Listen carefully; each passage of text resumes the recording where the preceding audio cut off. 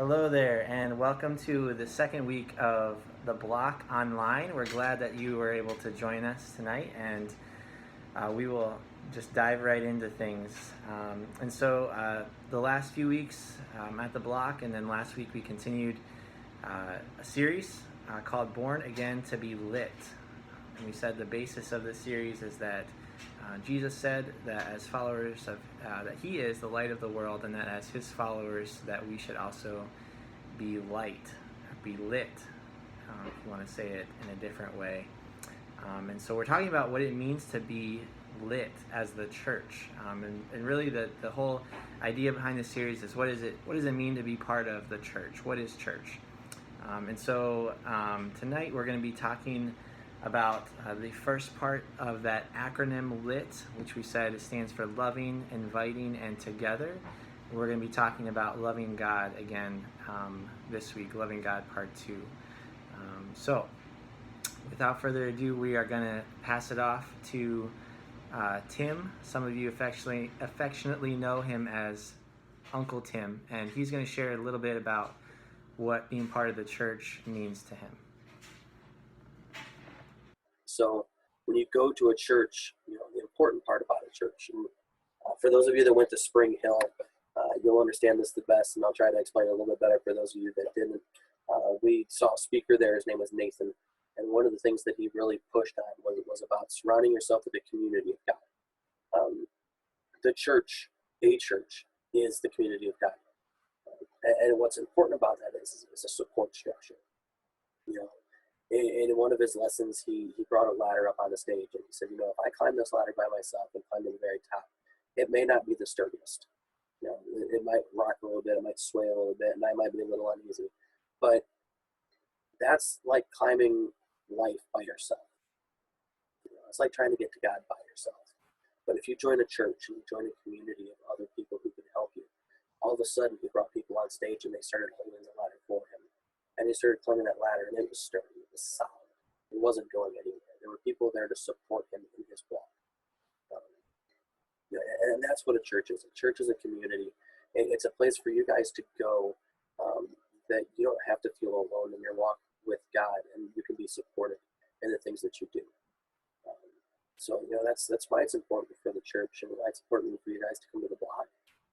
For you guys, I know some of you go to some of the other churches in Elmore or around the area, like Carver, Genoa, and wherever. Some of you may not go to church, and the block is the closest that you get. And that's why we really try to, that's why we have our lessons, and we try to do things and create this community for you guys. If there's any of you that don't go to church, that would ever want to try going to church, like I said, my wife and I would go to Bethel there in Elmore. We'd be more than willing to pick you guys up, give me a call, say, hey, I want to go to church this Sunday, see what it's about. We'll take you.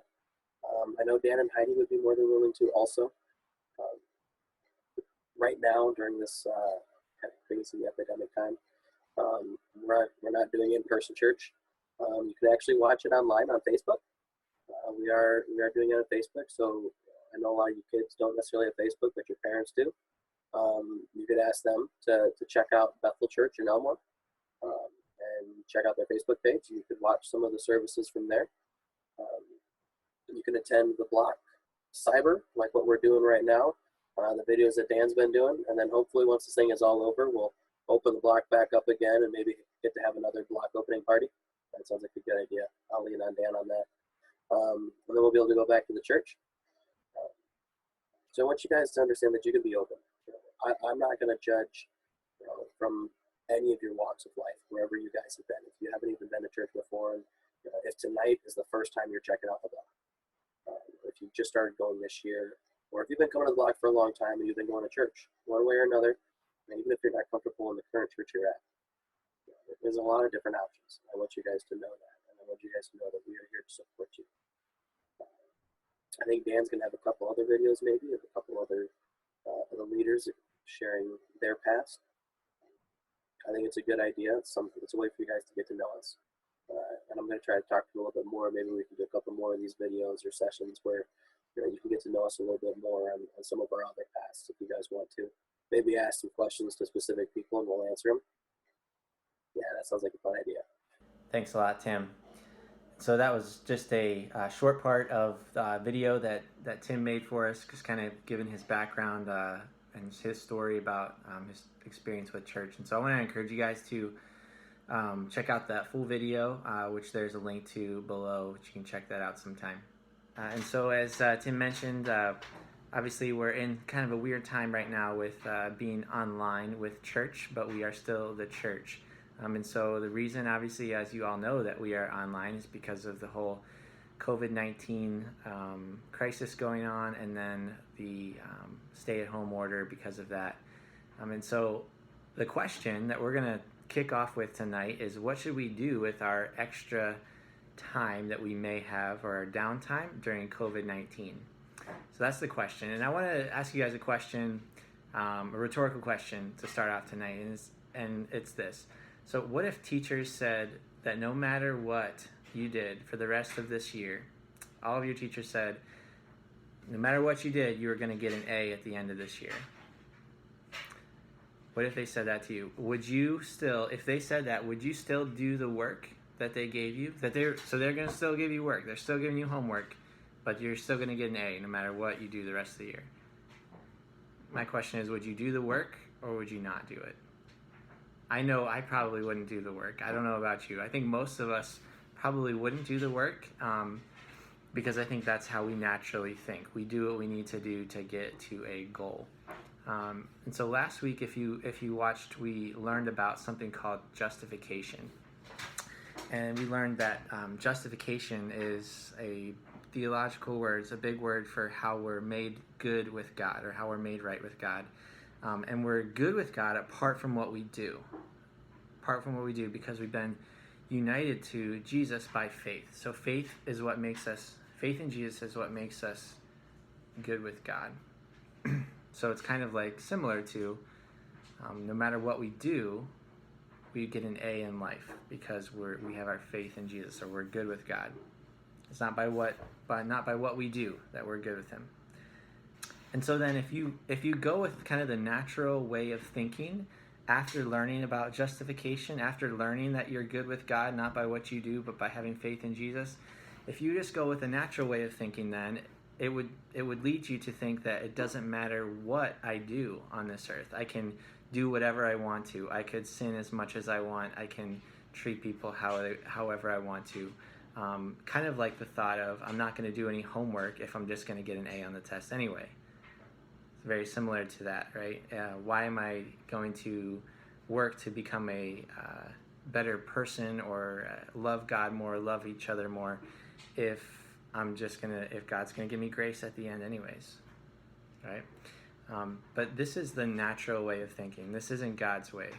God's ways are not our ways. Along with justification comes something called sanctification, and we're going to talk about that as our big question tonight. Our big question is, what is sanctification? So let's go ahead and go to the Bible to answer our questions for tonight.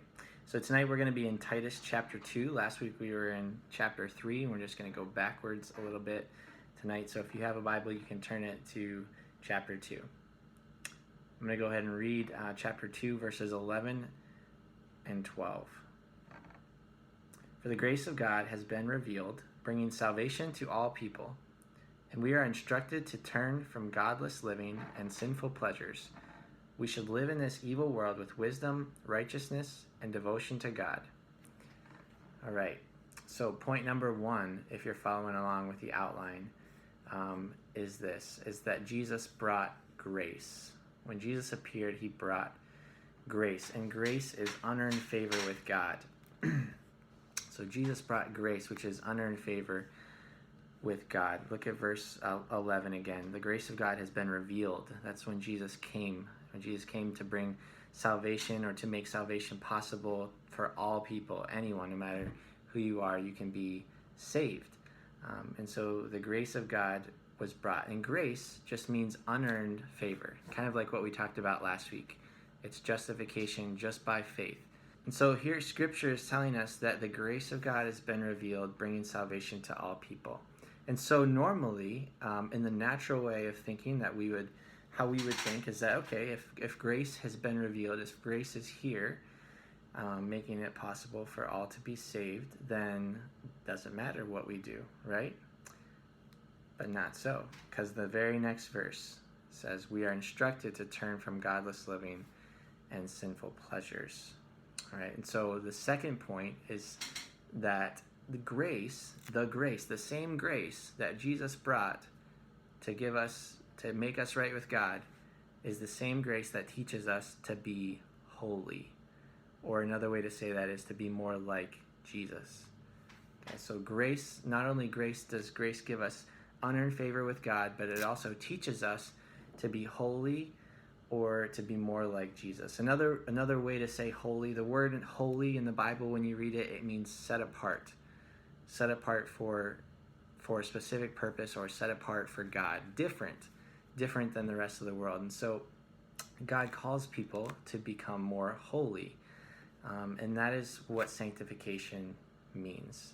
So if you're following along, sanctification is the process of becoming holy or more like Jesus because of God's grace. Okay, and it's amazing that grace. Let's just back up a little bit. Verse 12, it says, "And we are instructed to turn from godless living." If you look at the original language in this, and I'm not an original language expert or anything like that, but it doesn't have that break if you read it. Verse 11 and 12 really go together, where it would read more like this: "The grace of God has been revealed, bringing salvation to all people, instructing us to turn from godless living and sinful pleasures." And so the thing that is instructing us is the grace of God. Grace of God brings salvation, and the grace of God also instructs us and teaches us to be more holy. And that's something that we can't understand naturally. We can't understand that apart from the Spirit of God teaching us this. But it is so true. It's that grace, not only does grace save us, not only are we saved by grace, but we're also made more holy. We also become more like Christ through grace. And so grace isn't a license. It's not a license to sin. It's an invitation to come and to learn and to train. Some versions use the word training to become more holy, or more set apart and different because of that. And so that brings us back to our kickoff question. What should we do? What should we be doing during this weird time of COVID-19 where we might have a little bit of extra downtime without activities and with mostly staying at home? What should we do with that extra time? I want to encourage you guys tonight to practice. You may have heard people telling you to practice social distancing, right? And that's a good thing. You should do that to try, to limit the spread of sickness. But I want to encourage you to practice something different. I want to encourage you to practice spiritual distancing. Practice spiritual distancing. And so what I mean by that is becoming more holy, right? Spiritual distancing yourself from the world, distancing yourself from things that normally drag you away from God, getting away from those things, and just separating yourself for a while to become more like God every single day, right? And it's a process. It's a process. It doesn't happen overnight. But you have the extra time right now that you really could be taking advantage of to really become more like Christ. And we do that by the Word and by prayer. And so specifically, I want you to practice spiritual distancing, becoming more holy through hearing God and His Word. Okay, and we've used this acronym before here. It stands for H, stands for highlight.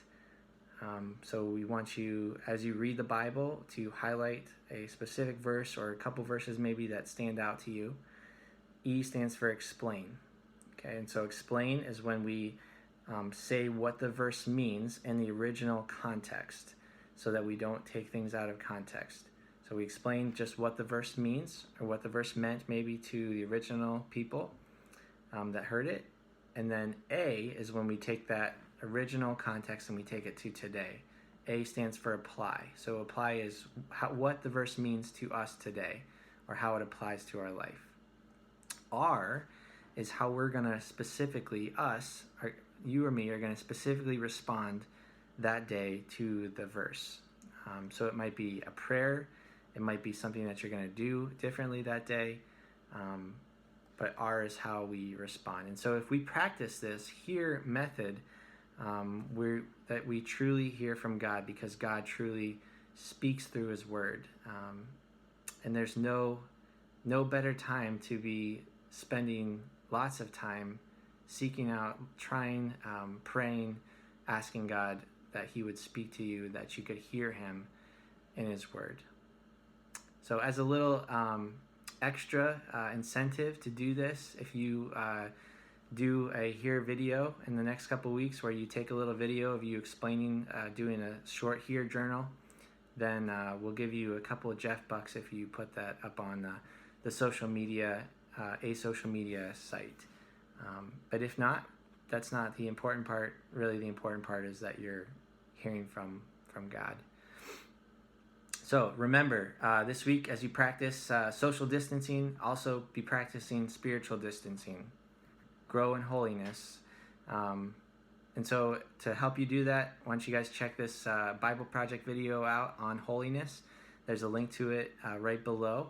So check that video out, and then hopefully later we will see you in the small groups chat on Zoom, which you should be able to also look at the IDs and the comments on the right of this video. Thanks, and we'll hopefully see you guys soon.